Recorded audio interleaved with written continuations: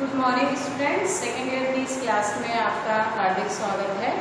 हम लोग ने लास्ट क्लास में रामायण महाभारत पर चर्चा की थी महाकाव्य युग के संदर्भ में।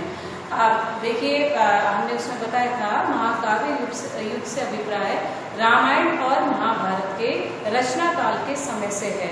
आज हम इन दोनों महाकाव्यों के सांस्कृतिक महत्व के बारे में चर्चा करेंगे। तो सर्वप्रथम हम लेते हैं रामायण। रामायण जैसा आप सभी जानते हैं, जिसकी रचना महर्षि वाल्मीकि के द्वारा की गई थी और इसमें कुल 7 कांड है। उन 7 कांडों के नाम आप लिखेंगे: बालकांड, अयोध्या कांड, अरण्य कांड, किष्किंधा कांड, सुंदर कांड, लंका कांड और उत्तर कांड। रामायण 2 शब्दों से मिलकर के बना है, राम प्लस आयन। ठीक है, अब किसका अभिप्राय है राम प्लस आयन का? राम की प्राप्ति या राम का प्रत्यागमन। हम लोग ये जो 7 कांडों में इस पूरी रामायण को देखते हैं, आप देखिएगा इस रामायण की रचना के पीछे कहीं ना कहीं हम देखें हमारी आर्य संस्कृति जो है उसका एक उज्जवल स्वरूप निखर करके आता है और ये ग्रंथ जो है वो हमारी आर्य संस्कृति के प्रतीक के रूप में जाने जाते हैं। वैसे हम देखते हैं संपूर्ण रामायण में यदि हम देखें तो 3 महत्वपूर्ण संस्कृतियां उभर करके आई है। आर्य संस्कृति भगवान राम के द्वारा एंड वानर संस्कृति बाली, सुग्रीव, हनुमान आदि के द्वारा, और साथ ही साथ अनार्य या राक्षस संस्कृति जो रावण और उसके परिवार विभीषण, मारीच आदि के माध्यम से इसमें दिखाई गई है या जिसे प्रस्तुत किया गया है। अब इसके सांस्कृतिक महत्व को आप लिखेंगे। पहला पॉइंट इसमें आप लिखेंगे आदि काव्य। रामायण के सांस्कृतिक महत्व में पहला पॉइंट आप लिखेंगे आदि काव्य।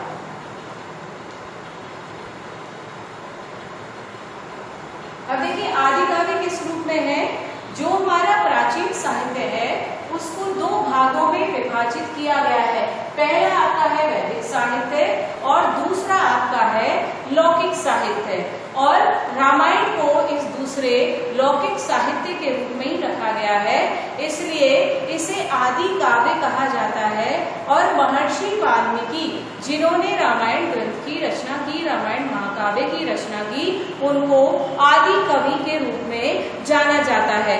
इसके साथ साथ आप देखिएगा ये जिस समय ये रामायण की रचना की गई या रामायण लिखा गया, तो आप देखिएगा एक इंसिडेंट आता है कि स्वयं ब्रह्मा जी ने महर्षि वाल्मीकि को रामायण लिखने का आदेश दिया था। एक घटना का उल्लेख इसमें मिलता है कि एक बार क्रौंच पक्षी नर और मादा दोनों काम में संलग्न थे। उसी समय एक निषाद ने आकर के उनमें से उस जोड़े में से एक को मार गिराया था, और तब ऐसा माना जाता है कि महर्षि वाल्मीकि इतने अधिक दुखी हुए और उनके मुंह से एक श्लोक निकला, और वो जो उनका शोक था वो श्लोक के रूप में परिवर्तित हुआ और स्वयं ब्रह्मा जी ने उपस्थित होकर के उन्हें इस महाकाव्य की रचना का आदेश दिया था। जिस समय उस निषाद ने उस क्रौंच पक्षी को मारा था तो वाल्मीकि जी के द्वारा ये कहा गया था, हे निषाद, तुमने काम से तृप्त हुए इन क्रौंच पक्षी के जोड़े में से एक को मार गिराया है, तुम जीवन में कभी भी प्रतिष्ठा को प्राप्त नहीं करोगे। और उनका ये श्राप भरा जो वाक्य था वही श्लोक में परिणत हुआ था, और इस रामायण महाकाव्य की रचना के लिए वो प्रेरित हुए थे ब्रह्मा जी के आदेशानुसार। दूसरा इसमें आप लिखिएगा रामायण आर्य संस्कृति का प्रतिनिधि काव्य। रामायण आर्य संस्कृति का प्रतिनिधि काव्य।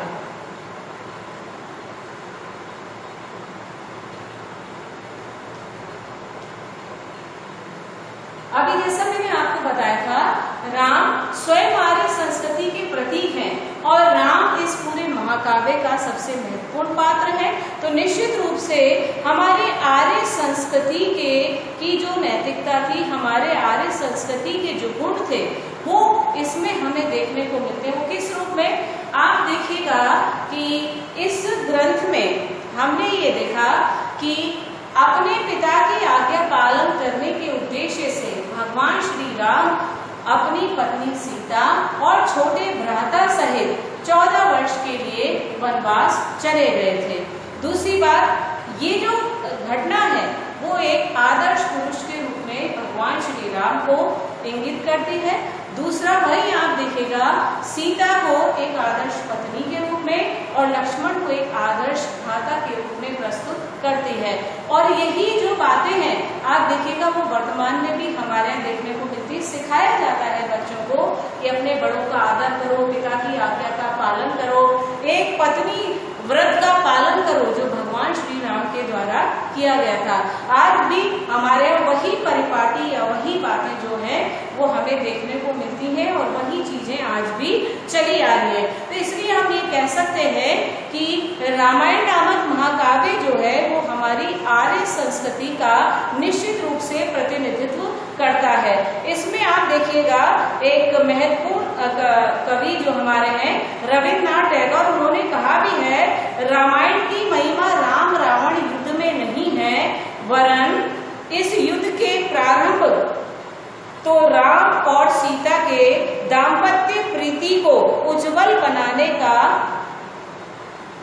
उपलक्ष्य मात्र है। मतलब जो उनके दाम्पत्य जीवन से संबंधित बातें भी इसमें बताई गई है। तो निश्चित रूप से हम उन आधारों पर ये कह सकते हैं कि रामायण हमारी आर्य संस्कृति का एक प्रतिनिधित्व ग्रंथ या महाकाव्य माना जा सकता है। दूसरा आप लिखिएगा धर्म की स्थापना। धर्म की स्थापना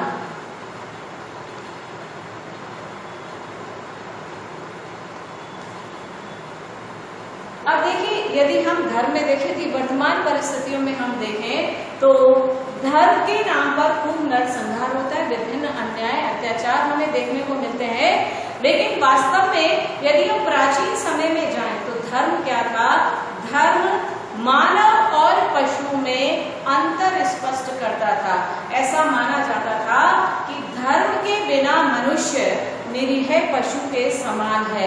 यदि मनुष्य के अंदर नैतिकता है, मनुष्य अपने कर्तव्यों का पालन कर रहा है, इसका मतलब वो धर्म को धारण के धर्म है भी क्या जिसे धारण किया जा सके। तो ऐसी स्थिति में यदि मनुष्य के अंदर नैतिकता के गुणों को भरा जाए, यदि उसके चरित्र को उज्जवल बनाया जाए, तो निश्चित रूप से कोई भी धर्म है वो मनुष्य की नैतिकता को उच्च स्तर पर ले जाता है। लेकिन दुर्भाग्य यह है कि वर्तमान परिस्थितियों में धर्म का विपरीत अर्थ भी लगाया जा रहा है और धर्म के नाम पर दुनिया भर के अत्याचार, सांप्रदायिकता फैलाई जा रही है। लेकिन कुल मिलाकर रामायण की रचना जो की गई थी वो निश्चित रूप से धर्म की स्थापना के उद्देश्य से इस ग्रंथ की या इस महाकाव्य की रचना की गई थी। और इसीलिए प्रसिद्ध कवि और विद्वान डॉक्टर बुद्ध प्रकाश ने लिखा है कि राम के माध्यम से महर्षि वाल्मीकि ने न केवल एक संतुलित समाज और एक व्यवस्थित राष्ट्र, मर्यादित आचार और व्यवहार की आधारशिला पर धर्म का सुदृढ़ प्रासाद तैयार किया है। धर्म का सुदृढ़ प्रसाद से मतलब एक सुदृढ़ महल उन्होंने खड़ा किया है। किस तरह से राम के माध्यम से एक व्यवस्थित राष्ट्र, संतुलित समाज की स्थापना का जो ध्येय था वो महर्षि वाल्मीकि के द्वारा इस महाकाव्य में पूरा किया गया है। और यदि आज उन्हीं आदर्शों को लेकर के हम चले, श्री राम के आदर्श की बात पर कहा भी जाता है राम राज्य होना चाहिए, राम राज्य आना चाहिए, और वर्तमान में इसके प्रयास भी किए जा रहे हैं। तो निश्चित रूप से इस महाकाव्य में एक आदर्श राष्ट्र की कल्पना भी की गई है और एक आदर्श राष्ट्र की स्थापना के लिए हमें क्या करना चाहिए, एक राजा के क्या गुण होने चाहिए, शासक को क्या क्या किया जाना चाहिए, ये सारी बातें मतलब राजा के उत्तरदायित्व, राजा के कर्तव्य, राजा के अधिकार आदि का विस्तार से वर्णन इस महाकाव्य में किया गया है। समाज की क्या व्यवस्था होनी चाहिए जिससे समाज एक संतुलित समाज की श्रेणी में आ सके, ये सारी बातें इस महाकाव्य में उल्लेखित की गई है। तो निश्चित रूप से धर्म की स्थापना भी इस महाकाव्य का सांस्कृतिक दृष्टि से एक महत्वपूर्ण बिंदु, एक महत्वपूर्ण अंग माना जाता है। अगला पॉइंट लिखिएगा, सीता एक आदर्श नारी के रूप में। सीता एक आदर्श नारी के रूप में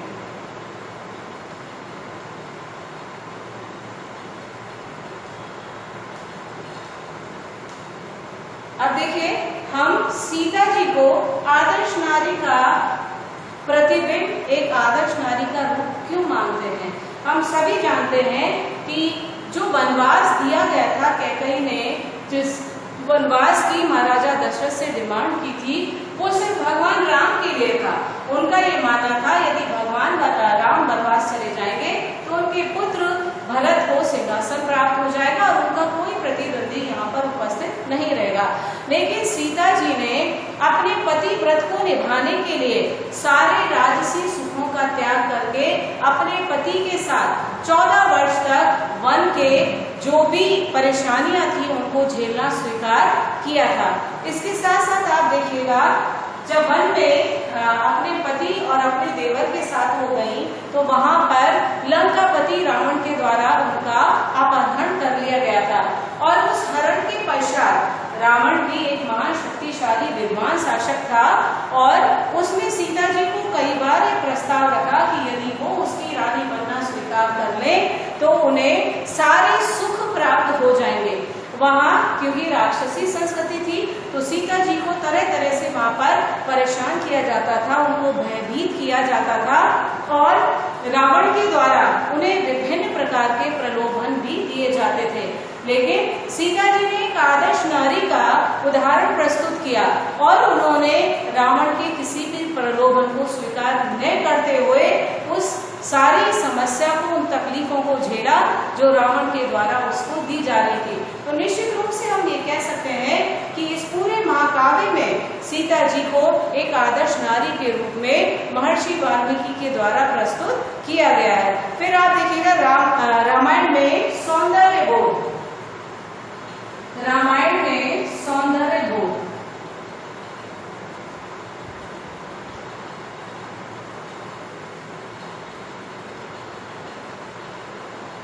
आप देखिए, किसी भी साहित्यिक कृति की ये विशेषता होती है कि उसमें सौंदर्य बोध का होना आवश्यक होता है। अब देखिए, सौंदर्य बोध किस रूप में होता है? हम सभी जानते हैं अच्छा साहित्य होता है जिसमें सारे रस हो, अच्छे छंद अलंकारों का प्रयोग किया गया हो, जिसकी भाषा शैली अच्छी हो, तो हम इसे काव्यात्मक रूप में भी यदि महाकाव्य को देखें तो ये उच्च श्रेणी का महाकाव्य हमें प्रतीत होता है। अब देखिए, सौंदर्य बोध किस रूप में है? आप देखिएगा कि इसके जो अयोध्या कांड है, सर्वप्रथम हम पहले बालकांड को ही लेते हैं। बालकांड में श्री राम और उनके भाइयों के साथ उनकी बचपन की जो क्रियाकलाप दिखाए गए हैं वो निश्चित रूप से सौंदर्य के प्रतीक माने जा सकते हैं। साथ ही साथ आप देखिएगा इसमें माता कौशल्या और भगवान श्री राम का जो वात्सल्य प्रेम है वो भी इसमें उभर करके सामने आता है। फिर आप देखिएगा प्राकृतिक सौंदर्य की छटा भी इसमें खूब बिखरी हुई है। इस महाकाव्य में विभिन्न दृश्य, जैसे आप देखिएगा जिस समय पूजा के फूल लेने के लिए सीता माता आती है, वहाँ भगवान राम और लक्ष्मण भी आते हैं, तो उस वाटिका का जो दृश्य है वो निश्चित रूप से अनुपम है और काव्यात्मक शैली का प्रयोग करके इस महाकाव्य में और चार चांद लगा दिए गए हैं। तो निश्चित रूप से सौंदर्य का बोध भी विभिन्न प्रसंगों में जगह जगह पर इस महाकाव्य में हमें देखने को मिलता है। साथ ही साथ आप देखिएगा एक विद्वान के द्वारा कहा गया है, अयोध्या कांड जैसा भाव प्रणव साहित्य विश्व साहित्य कोश में दुर्लभ है। अर्थात इस अयोध्या कांड में जो कुछ प्रदर्शित किया गया है, जो भावनाएं, जो भाव इसमें उल्लेखित किए गए हैं, वो विश्व के किसी भी साहित्य में, किसी भी विश्व कोश के अंदर मिलना निस्संदेह असंभव सा लगता है। इसके अलावा आप देखिएगा इसमें प्राकृतिक सौंदर्य के रूप में अयोध्या कांड में गंगा नदी का वर्णन दिया गया है, जो काफी अधिक चित्ताकर्षक है। और इसके विवरण के साथ साथ आप देखिएगा, जब किष्किंधा कांड के अंदर यानी जब अपने वन गमन के दौरान सीता हरण के पश्चात जब भगवान राम किष्किंधा पहुंचे थे, तो वहां पर पंपापुरी आदि जगह जो थी वो निश्चित रूप से प्राकृतिक सौंदर्य की प्रतीक थी। और इसी के साथ साथ जगह जगह हमें इस तरह के प्राकृतिक सौंदर्य का वर्णन भी इस महाकाव्य में देखने को मिलता है। फिर आता है इसके बाद आप देखिएगा रामायण का महत्व और मूल्यांकन। रामायण का महत्व और मूल्यांकन।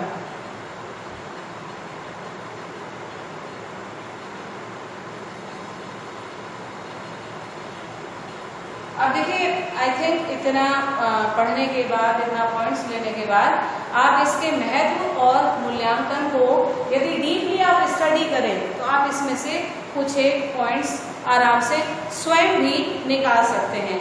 जैसे एक तो जगह रामायण आदि महाकाव्य है, तो रामायण को आदि महाकाव्य माना गया है। इस दृष्टि से इसका काफी महत्व है। काव्यात्मक यदि दृष्टि से हम देखें तो जो शैली इसमें प्रयोग की गई है, जिन रसों का प्रयोग किया गया है, उस दृष्टि से भी इसका महत्व बहुत अधिक है।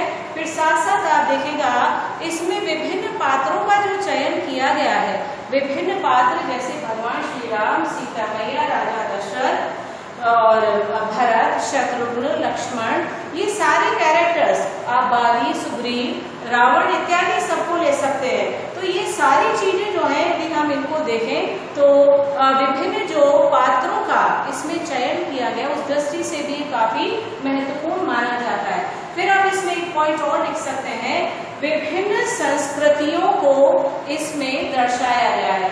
उन संस्कृतियों की बात अभी मैंने की थी, जैसे आर्य संस्कृति और वानर संस्कृति और अनार्य या राक्षस संस्कृति का इसमें विस्तार से वर्णन किया गया है। फिर इसके अलावा आप देखिएगा इस महाकाव्य में हम ये भी देखते हैं, राजनीतिक दृष्टि से यदि इसका महत्व देखें तो जनरली हम ये देखते हैं राजनीतिक स्तर पर राजा जो है, यदि हम महान शासकों को छोड़ दें तो उनके अलावा यदि हम देखें तो अधिकांश शासक जो होते हैं वो प्रजा के प्रति अपने उत्तरदायित्वों का पूरी तरह से निर्वाह नहीं करते हैं।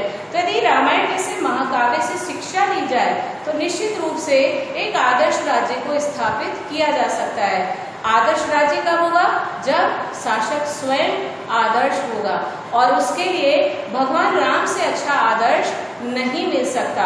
तो भगवान राम आप देखेगा उन्होंने किस रूप में आदर्श प्रस्तुत किया, उन्होंने उस समय में, और स्पेशली आप देखिएगा राजतंत्र में हम बहुत से ऐसे उदाहरण देखते हैं जब किसी भी राजा के लिए एक पत्नी व्रत का पालन करना पूरा लाइफ संभव नहीं है, लेकिन श्री राम ने उस एक पत्नी व्रत का पालन किया।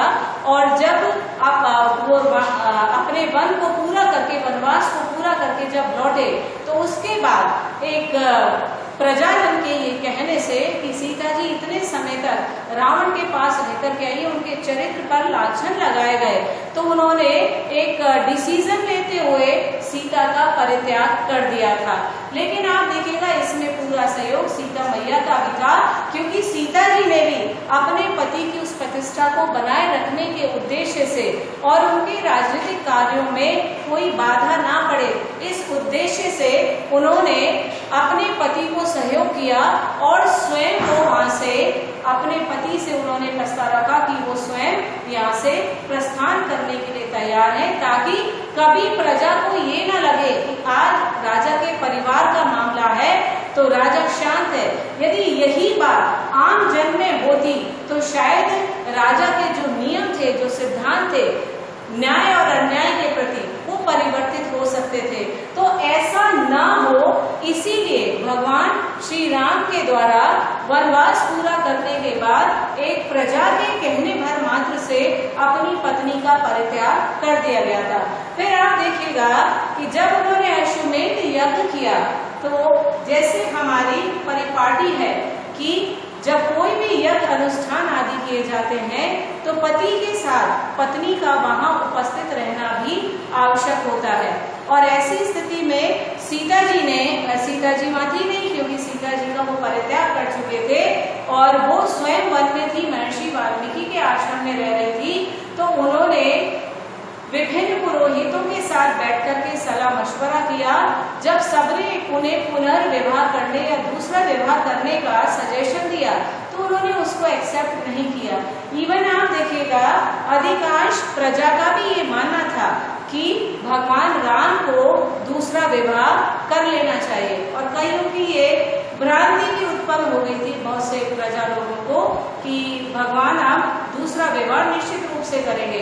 लेकिन श्री राम ने ऐसा नहीं करा। उसका अल्टरनेट उन्हें दिया गया कि सीता जी की सोने की प्रतिमा बना करके वहां रख ली जाए तो भी यज्ञ अनुष्ठान पूरा किया जा सकता है। और उन्होंने ऐसा ही किया, सीता जी की मूर्ति बना करके स्वर्ण मूर्ति बनाई और उन्होंने उस अनुष्ठान को पूरा किया। तो निश्चित रूप से राजा ने प्रजा और अपने परिवार के बीच में समानता रखी कि यदि कहीं भी कुछ गलत होता है तो न्याय के समक्ष और राजा के समक्ष सब समान है और उन्हें किसी भी प्रकार से भेदभाव नहीं किया जाएगा राज परिवार और आम प्रजाजन में। तो ये बातें यदि हम वर्तमान में देखें तो हमें बहुत कम देखने को या कहीं नहीं के बराबर देखने को मिलती है। बेशक कहा जाता है न्याय के समक्ष सब समान है, लेकिन फिर भी कई बार हमें खुला अन्याय भी देखने को मिल जाता है। तो एक आदर्श राज्य और एक आदर्श राजा दोनों ही इस महाकाव्य के माध्यम से प्रस्तुत किए गए हैं और ये उम्मीद जताई जाती है कि ऐसा ही राम राज्य हो और भगवान राम या श्री राम के जैसा ही राजा मिले तो ही एक अच्छे और सच्चे राष्ट्र का निर्माण हो सकता है। और इसीलिए बार बार आप देखिए प्राचीन भारतीय इतिहास में भी ये माना जाता था, हम पढ़ चुके हैं, मौर्य युग भी हमने पढ़ा, गुप्त युग भी हमने पढ़ा, उस समय में भी ये माना जाता था कि राजा जो होता है वो पृथ्वी पर ईश्वर का प्रतिनिधि होता है और समस्त प्रजा जो है वो प्रजा तुल्य है। और जिस प्रकार से माँ बाप को अपनी संतान के दुख और सुख का सदैव ध्यान रखना चाहिए, उसी प्रकार से एक राजा को भी अपनी प्रजा को अपनी संतान के समान समझना चाहिए और सदैव उसकी दुख और तकलीफों को दूर करने के प्रयास किए जाने चाहिए। तो ये जितने भी हमें आदर्श प्राप्त होते हैं एक शासक के लिए, एक राष्ट्र के लिए, वो निश्चित रूप से हमें रामायण नामक महाकाव्य से मिलते हैं। और इस महाकाव्य का महत्व इस रूप में और अधिक बढ़ जाता है कि राजनीति के जो सिद्धांत है, राजनीति को नैतिकता के सर्वोच्च शिखर पर ले जाने के, वो भी हमें इस महाकाव्य के माध्यम से मिलते हैं। तो निश्चित रूप से अनेक दृष्टियों से चाहे अच्छे पात्रों के सिलेक्शन की बात हो, एक आदर्श राज्य की बात हो, एक संतुलित समाज की बात हो, एक आदर्श राजा की बात हो, एक आदर्श पत्नी की बात हो, एक अच्छे भ्राता की बात हो, विभिन्न रूपों में यदि हम देखें तो रामायण निश्चित रूप से एक महान काव्य है जिसके महत्व को नकारा नहीं जा सकता। हम लोग साहित्यिक दृष्टि से भी देखें तो जिस भाषा शैली का प्रयोग इसमें किया गया है, जिन रसों, छंदों, अलंकारों का प्रयोग इसमें किया गया है, वो भी इसके महत्व और इसकी गुणवत्ता में वृद्धि करते हैं। तो निसंदेह अपनी विभिन्न खूबियों के साथ, अपनी विभिन्न विशेषताओं के साथ रामायण भारत का ही नहीं बल्कि विश्व का एक महान महाकाव्य के रूप में इसे आंका जा सकता है और साहित्यिक दृष्टि से भी ये श्रेष्ठ महाकाव्य है। हम अगली क्लास में महाभारत के सांस्कृतिक महत्व का अध्ययन करेंगे और इसी प्रकार से आप रेगुलर सारी क्लासेस लेते रहिए और जो भी आपकी प्रॉब्लम्स है उसको जब भी हम मिलेंगे, हमारी क्लासेस होगी, हम बैठ करके अच्छे से उसको सॉल्व करेंगे। तब तक घर में रहिए, सुरक्षित रहिए, अपने परिवार को सुरक्षित रहिए और सदैव ऑनलाइन क्लासेस लेते रहिए। Thank you very much to all of you and very have a nice day to all of you. Thank you.